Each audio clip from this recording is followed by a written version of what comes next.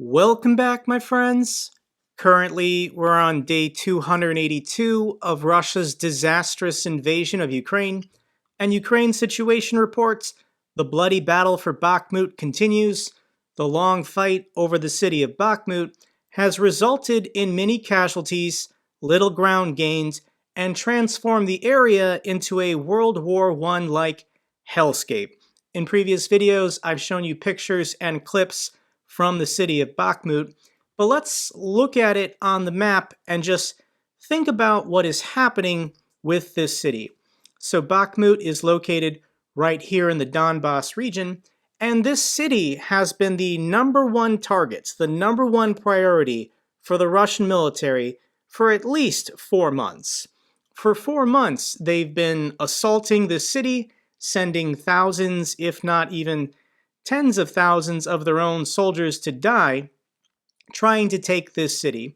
And the Ukrainians, to their credit, their bravery, they've been holding. There's a very popular Twitter channel called War Monitor. All he does is tweet out changes in the frontline positions. He's got 300,000 followers, and every night for weeks now, he's been posting this exact same image, letting everyone know that Bakmut continues to hold.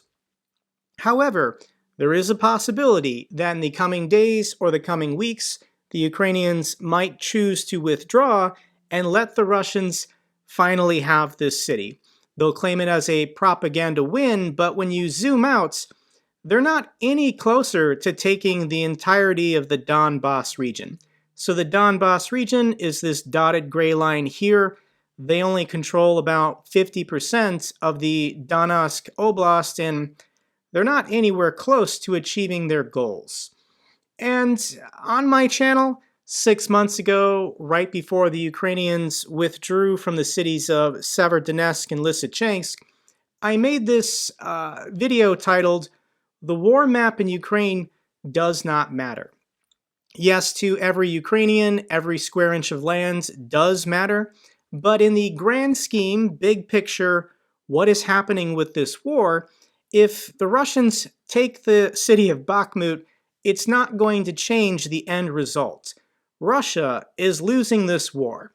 And part of the reason why Russia is losing this war is this is the Russian military. They're supposed to be the world's second most powerful military, and in reality, they're only capable of offensive operations in one place at a given time. There are now 3 fronts, the Luhansk or Kharkiv front, the Donbass front, the Zaporizhia front, and there was the Kherson front. And really, Russia is only conducting offensive operations in the Donbass region, specifically focusing on Bakmut.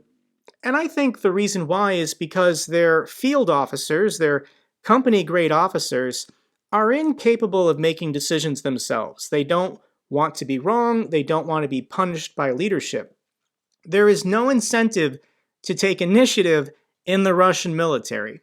So one guy at the top, more or less, is directing all the forces and coming up with all the plans. And that's why they're only conducting really offensive operations in this one place at this one time. So if Ukraine, having stalled them out for 4 or 5 months, that's already a victory for the Ukrainian forces. As Russia has been focused on this one city, they've lost thousands of square kilometers in the Kharkiv region and the Kherson region. Russia is losing this war. They're going to continue to lose this war. So on Russian state TV, the commentators are getting pretty nervous. I shared a clip in my last video of them talking about the possibility they might all be going to jail. They might all end up tried as war criminals. So here we are again today. They're going to keep talking about this real possibility for all of them.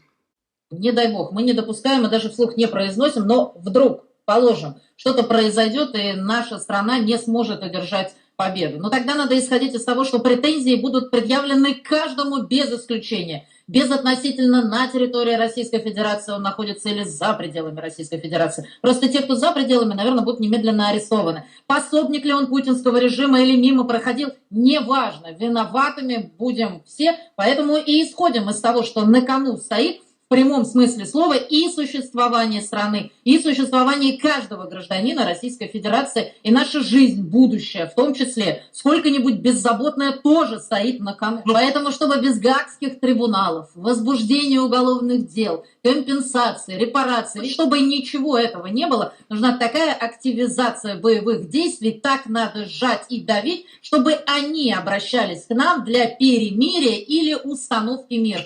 So Russian commentators are increasingly saying stupid things on Russian state TV because they're worried about losing, so the Kremlin had to step in.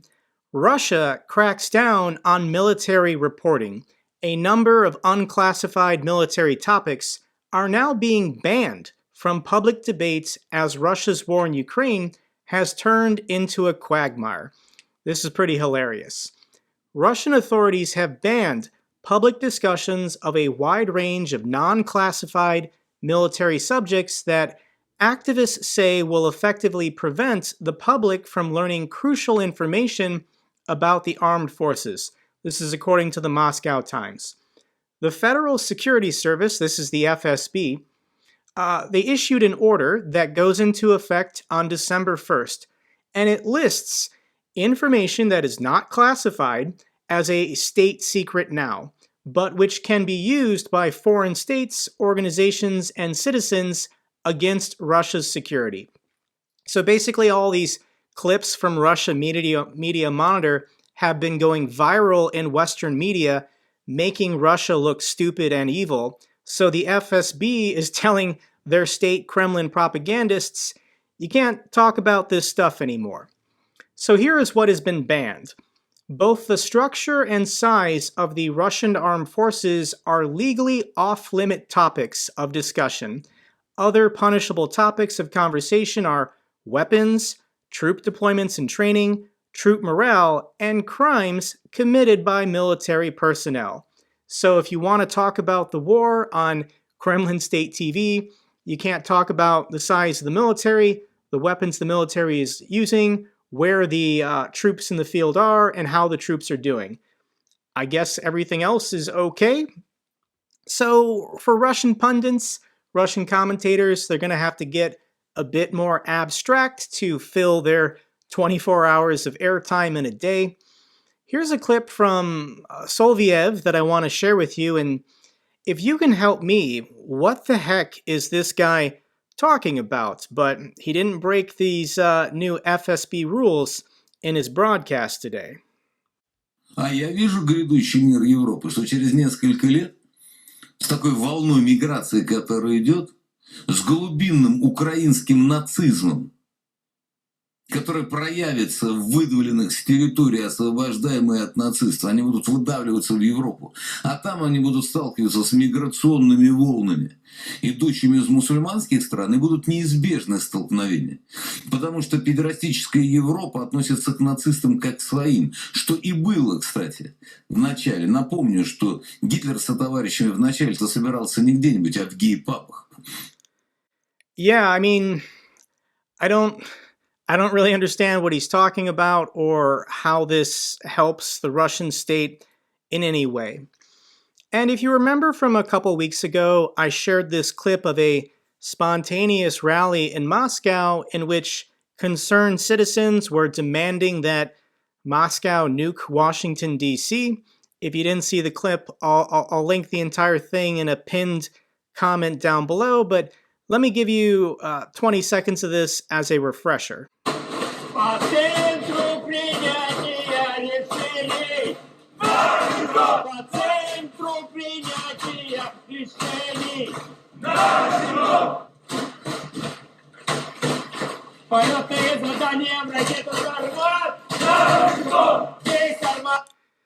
So these Russians have stolen the beat from Queen's We Will Rock You, which is a British music group led by Freddie Mercury, who's a gay man. Russia at this point is just trolling itself. And who does this kind of propaganda actually work on? I found a clip of a Russian woman who really enjoyed this march, and she wants to share with you her enthusiasm for this catchy beat. Продолжаем. По центру принятия решений. На Вашингтон! По центру принятия решений. На Вашингтон! Полетные задания в ракеты «Сармат» на Вашингтон. At this point, Russia is just a parody of itself. They don't even know what they're doing, but I guess according to the Kremlin, this lady right here is a future leader of Russia. Another blowback for Kremlin propaganda that occurred was this meeting that Putin had with mothers of Russian men who have been mobilized. If you didn't see the clip, once again, I'll include it in a pinned comment down below. But people are still upset about this obviously fake and staged meeting. Why did the Kremlin organize a staged meeting with soldiers' mothers for Putin? All of these women are actors. Some of them might not even have children at all. This blonde woman has appeared in all of Putin's meetings with average Russian citizens. But let me just read to you how absurd this is. Putin last week met with the mothers of Russian soldiers serving in Ukraine in an event that was timed to coincide with Mother's Day in Russia. Before the gathering even came to an end, journalists had managed to identify most participants as women with close ties to the government and the ruling party.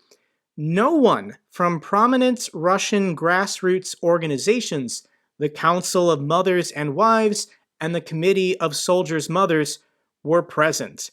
No, they have actual organizations for mothers of Russian soldiers, and none of their members were invited to the Kremlin to meet with or speak to Putin because everything is fake, everything is staged. There's no sincerity in any of it in the Kremlin. So for these reasons, Russian public support for the war has plummeted in recent months. So here is a leaked Kremlin poll revealing that public support for Russia's invasion of Ukraine has dropped significantly, with just 1 in 4 Russians now in favor of the war. This was published by Kremlin's Federal Guard Service, the FSO, and the report was intended only for the eyes of senior government officials, but somebody leaked it to Medusa, who then published it. So here's the question. How Russians' attitudes towards the war have changed. The green is in favor of peace talks. Back in July, when it looked like Russia had a chance of winning, only 32% of Russian people were in favor of peace talks. Fast forward to November, and now 55% of Russian people all of a sudden want peace. In favor of continuing the war, back in July this was 57%. Today it's only 25%, only 1 in 4 because of mobilization. So Russia is desperate to negotiate. They talk about peace talks and negotiation every single day now. But Kyiv sees no prospect of a ceasefire with Putin's Russia anytime soon. A recent wave of speculation has suggested that now might be an opportune time for Russia and Ukrainian leaders to start negotiating a diplomatic end to their 9-month-long war. However, given the current array of forces, a pause in the fighting would more likely just prolong the conflict. If there's a ceasefire, Russia would only use that as an opportunity to build up their forces and then attack Ukraine again next spring, next summer, next year, at some point in the future.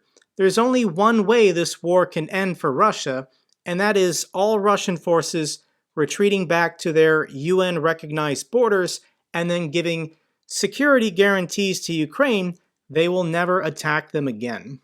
In the meantime, how is it going for the average Russian mobilized soldier? They're not allowed to have cameras or microphones or smartphones, so it's very difficult to get pictures and images of what average life is like for a Russian conscript.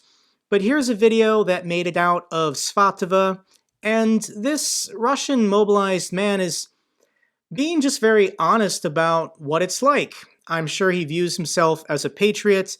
He willingly chose to go when his country called him to serve, but he's mortified and shocked at the conditions that he's having to serve under.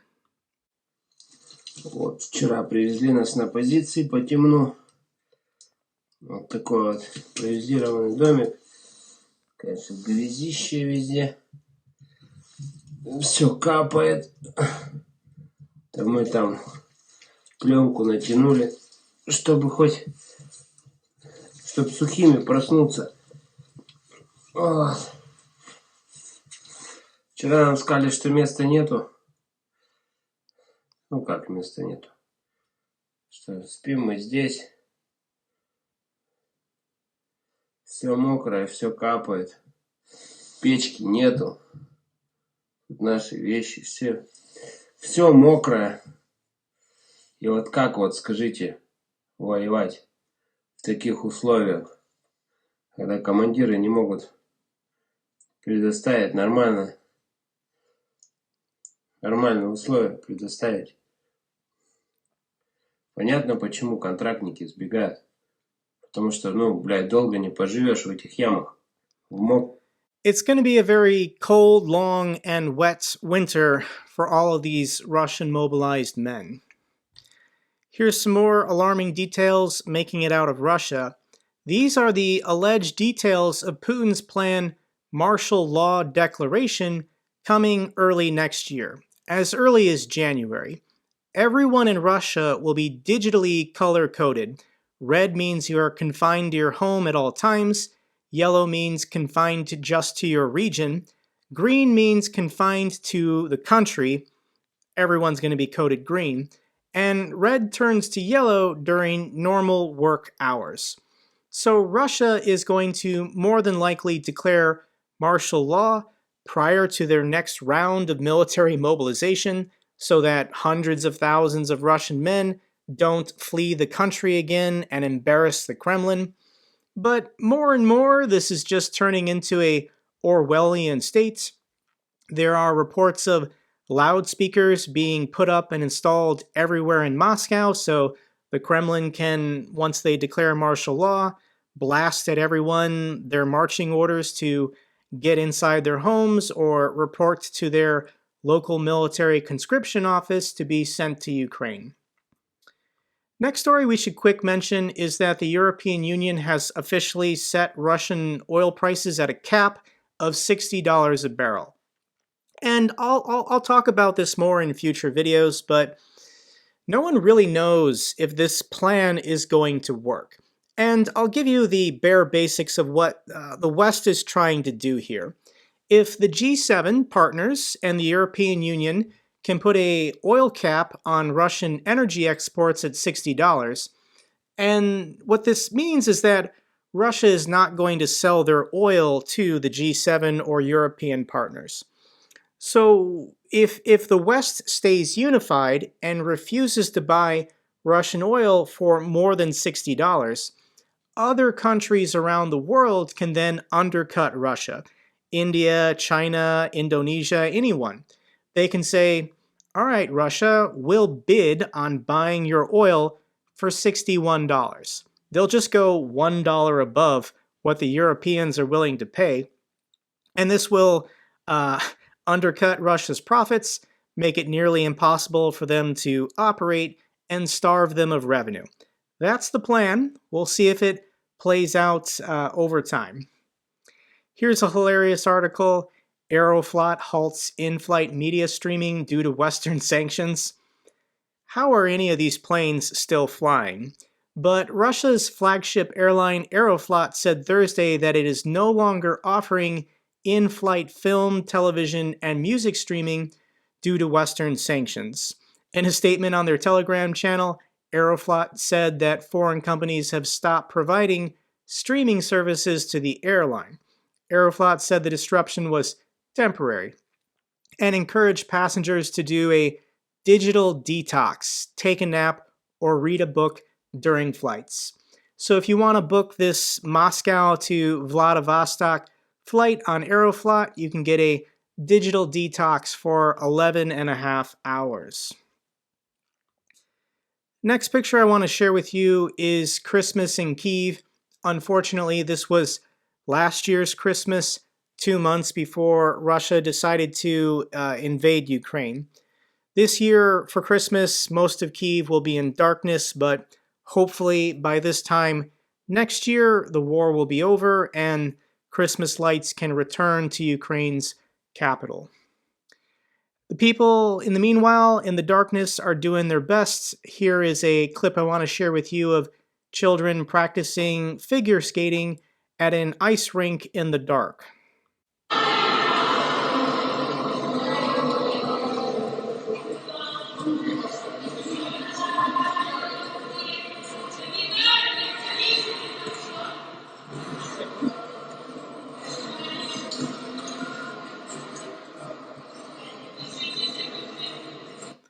Still looks pretty fun, and ice skating is still a wonderful wintertime activity, even if you don't have power and electricity.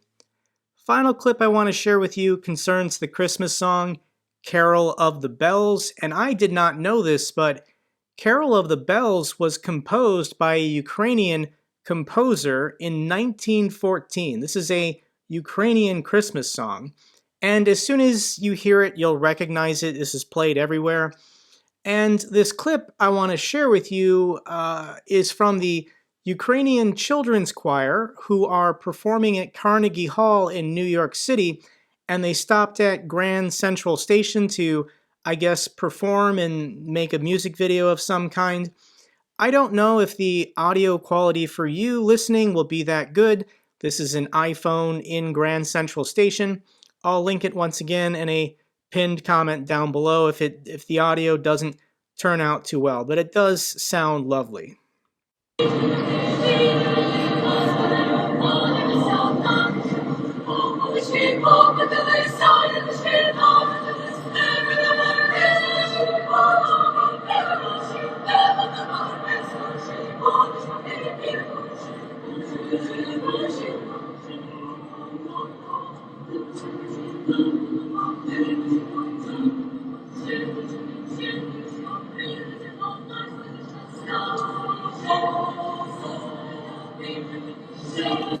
It does look like there's a professional cameraman and sound guy with the choir recording in Grand Central Station, so more than likely in a couple days or a couple weeks, we'll get a more professional video of them singing.